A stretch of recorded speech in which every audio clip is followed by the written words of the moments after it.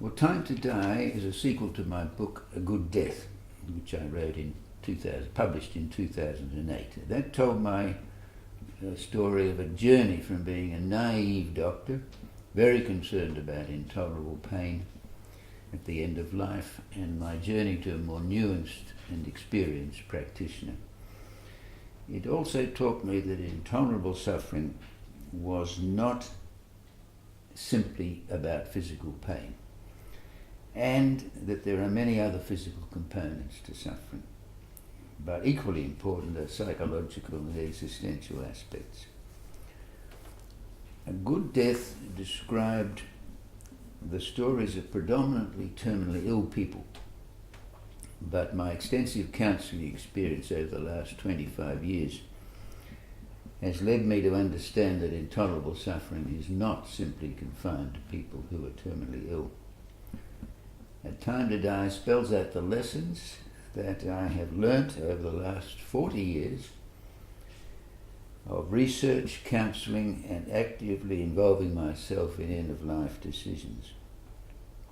I decided to write these books because I realised that I probably had a unique experience in Australia of these matters, and it would be a tragedy if that knowledge and experience were not available to other doctors, the public, and decision makers. Despite the fact that 80% of people support legislation for assisted dying, this support is largely emotional, intuitive, and based on limited experience or knowledge.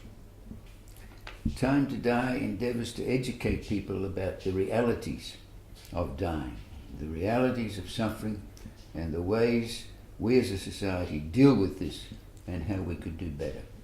It takes a particularly critical look at palliative care, an extremely valuable medical development of the last 50 years, but one which could evolve into something much better than it is now.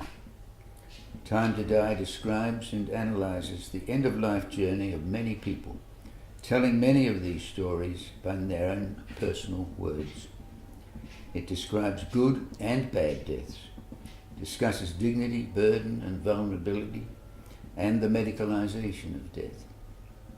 It advocates that control of assisted dying should be firmly in the hands of the suffering person, that being the most effective safeguard of all.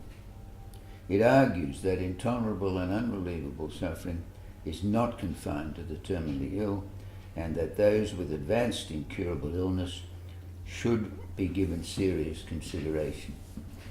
A friend of mine described this as a sad book, and it is in some ways, because it describes how badly some people can die in today's medical circumstances.